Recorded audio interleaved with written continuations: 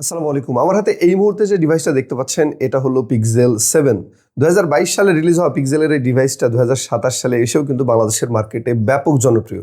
কারণ মাত্র ২৭ থেকে ২৮,০০০ টাকা বাজেটে এই ফোনটা যে ধরনের স্পেসিফিকেশন অফার করতেছে, এই বাজেটে বা ৩০ থেকে ৪০,০০০ টাকার আশেপাশে বাজেটে একটা ব্র্যান্ড নিউ ফোন কোনোভাবে এর ধারে কাছে আসতে পারবে না। আজকের এই ভিডিওটিতে আমরা পিক্সেল 7কে সম্পূর্ণ রিভিউ করব, সেই সাথে আপনাদেরকে জানাবো ২০২৬ সালে এসেও এই ডিভাইসটা আপনাদের কেনা উচিত হবে কিনা। আশা করি সম্পূর্ণ ভিডিওটিতে আমার সাথেই থাকবেন। প্রথমে যদি এই ফোনটার ডিজাইন এবং বিল্ড কোয়ালিটি নিয়ে কথা বলি, তাহলে ২০২৬ সালে এসেও এই ফোনটার ডিজাইন এবং বিল্ড কোয়ালিটি আপনার কাছে যথেষ্ট ভালো মনে হবে। এই ফোনটা কিছুটা স্কোয়ার শেপের, সেই সাথে সামনে পেছনে গরিলা গ্লাস ভিক্টাসের প্রোটেকশন ইউজ করা হয়েছে এবং অ্যালুমিনিয়াম ফ্রেম ইউজ করার কারণে এই ফোনটা কিন্তু হাতে নিয়ে বেশ ভারী ভারী ফিল হয়।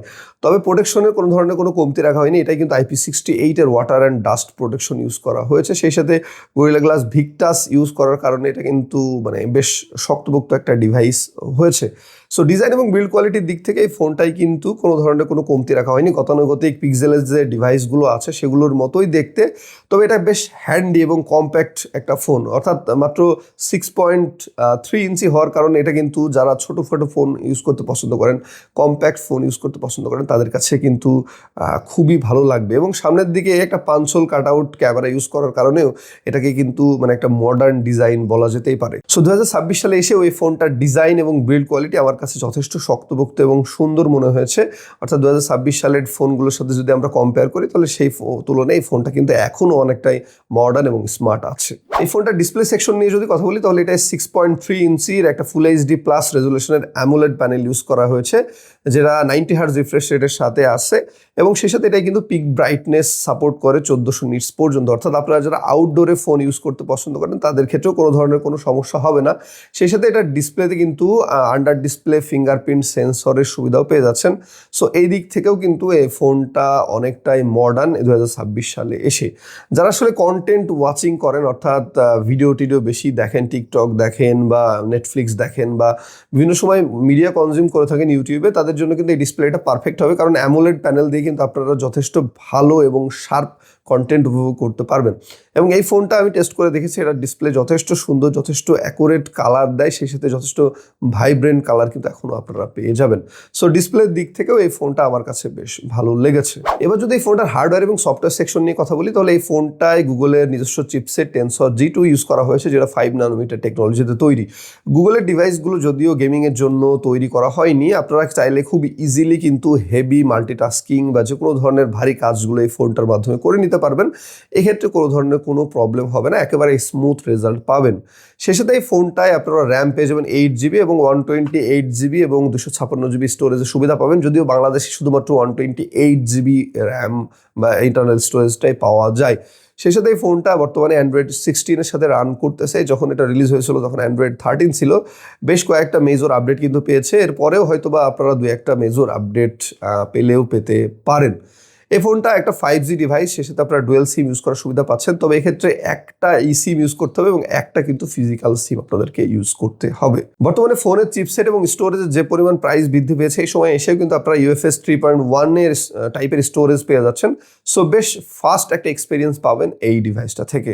ভিডিওর এই পর্যায়ে একটা আপনাদের সুখবর দিই, আপনারা যারা এই ধরনের 100% ফ্রেশ কন্ডিশনের ইউজ ডিভাইসগুলো চাচ্ছেন, বিশেষ করে পিক্সেল, স্যামসাং বা আইফোনের মতো ডিভাইসগুলো চাচ্ছেন, তারা কিন্তু আমার থেকে এই ডিভাইসগুলো নিতে পারবেন এখন থেকে ইনশাল্লাহ। প্রত্যেকটা ডিভাইস 100% ফ্রেশ হবে এবং 100% জেনুইন হবে। কোনো ধরনের কোনো ডেন্ট বা স্ক্র্যাচ থাকবে না। সেই সাথে 10 দিনের রিপ্লেসমেন্ট গ্যারান্টি থাকবে এবং 1 বছরের সার্ভিস ওয়ারেন্টির সুবিধা থাকবে ইনশাল্লাহ। আপনারা যারা ট্রাস্টেড দোকান খুঁজে পান না, তারা চাইলে আমার সাথে যোগাযোগ করতে পারেন। আমার সব টেক বস বিডিতে এই ধরনের ডিভাইসগুলো এখন আপনারা পেয়ে যাবেন। আমি আমার বিজনেস হোয়াটসঅ্যাপ নাম্বার, সেই সাথে আমার পেজের লিঙ্ক ডেসক্রিপশন বক্সে দিয়ে দেবো, আপনারা চাইলে ওখানে থেকে চেক করে নিতে পারেন। এবার যদি এই ফোনটার মেন সেকশন নিয়ে কথা বলি, সেটা হচ্ছে ক্যামেরা। তাহলে এই ফোনটার পেছনের দিকে কিন্তু 2টা ক্যামেরা সেন্সর ইউজ করা হয়েছে। একটা হচ্ছে 50 মেগাপিক্সেলের মেন সেন্সর এবং আরেকটি হচ্ছে 12 মেগাপিক্সেলের আলট্রা ওয়াইড সেন্সর। ২০২৬ সালে এসেও এই ফোনটার পেছনের ক্যামেরা থেকে আপনি বেস্ট কোয়ালিটির আউটপুট পাবেন, এ বিষয়ে কোনো সন্দেহ নেই। বিশেষ করে যারা পিক্সেল লাভার আছেন, পিক্সেলের কেমন ছবি হয় জানেন, তারা আসলে বুঝতে পারবেন এই ফোনটা কতটা ভালো ছবি তুলতে পারে। আপনারা সবাই জানেন পিক্সেলের ছবিগুলো কিন্তু একেবারে জেনুইন হয়, অর্থাৎ আপনি যেমন দেখতে ঠিক তেমনই ছবি তুলে, কোনো ধরনের কোনো বিউটি বা ফিল্টার অ্যাড করে না। সো এই দিক থেকে এই সময় এসেও কিন্তু আপনি অনেক ভালো ছবি পাবেন। সেই সাথে যারা নাইট মুডে ছবি তুলতে পছন্দ করেন তাদেরকেও এটা কোনোভাবে হতাশ করবে না। এখনও দুর্দান্ত কিন্তু নাইট মুডে ছবি তুলতে পারে এই ডিভাইসটা। সেই সাথে পোর্ট্রেট লাভারদের জন্য পিক্সেল কিন্তু সব থেকে পারফেক্ট ডিভাইস। পোর্ট্রেটে কিন্তু আপনারা দারুণ ছবি তুলতে পারবেন। এই ফোনটার পেছনে ক্যামেরা দিয়ে কিন্তু আপনি 4K 60 fps এ ভিডিও করতে পারবেন। যারা বিশেষ করে টিকটক করেন বা কন্টেন্ট ক্রিয়েশন করেন তাদের জন্য এক কথায় পারফেক্ট ডিভাইস হবে পিক্সেলের এই পিক্সেল 7, কারণ এই ডিভাইসটা দিয়ে আপনি কিন্তু খুবই ভালো স্টেবলে ভিডিও করতে পারবেন এবং ভিডিও কোয়ালিটি কিন্তু এখন পর্যন্ত দুর্দান্ত হবে।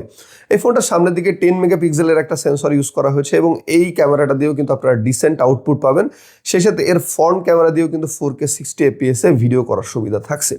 সো ভিডিও এবং ফটোগ্রাফির দিক থেকে আমি যদি এটাকে তুলনা করি অন্যান্য ডিভাইসের সাথে, বিশেষ করে বর্তমানে 40,000 টাকার আশেপাশে যে ডিভাইসগুলো পাওয়া যাচ্ছে সেগুলোর থেকেও ফার বেটার আউটপুট পাবেন এই ফোনটার ক্যামেরাতে। ব্যাটারি সেকশন নিয়ে যদি কথা বলি, এই ফোনটাতে 4300 mAh এর ব্যাটারি ইউজ করা হয়েছে। সেই সাথে 20 ওয়াটের ফাস্ট চার্জিংয়ের সুবিধা পেয়ে যাচ্ছেন এবং PD 3.0 সাপোর্ট রয়েছে, যার ফলে আপনি কিন্তু 30 মিনিটের আশেপাশে এটাকে 50% পর্যন্ত চার্জ করে নিতে পারবেন। সেই সাথে এটা কিন্তু 20 ওয়াটের ওয়্যারলেস চার্জিংয়ের সুবিধাও পেয়ে যাচ্ছেন। আমি এই ফোনটা সারাদিন ইউজ করে দেখছি, নর্মাল ইউজে এই ফোনটা একেবারে সারাদিন অনায়াসে এখন পর্যন্ত ব্যাকআপ দিচ্ছে এবং হেভি ইউজেও কিন্তু এই ফোনটা সারাদিন ইউজ করলে সন্ধ্যা পর্যন্ত আপনাকে ব্যাকআপ দিয়ে দিবে এবং রাতে আপনাকে হয়তো বা চার্জে দিতে হতে পারে। তো ফোনটার ব্যাটারি ব্যাকআপও আমার কাছে কিন্তু যথেষ্ট ভালো লেগেছে। তবে এই ফোনটার সব থেকে যে গুণটা আমার কাছে ভালো লেগেছে সেটা হচ্ছে হ্যাপটিক ফিডব্যাক। ভাই পিক্সেলের হ্যাপটিক ফিডব্যাক কিন্তু অস্থির। স্যামসাং কিংবা আইফোনের থেকে আমার কাছে পিক্সেলের হ্যাপটিক ফিডব্যাকটা ভালো লাগে এবং ইউজ করে কিন্তু বেশ মজা পাওয়া যায়।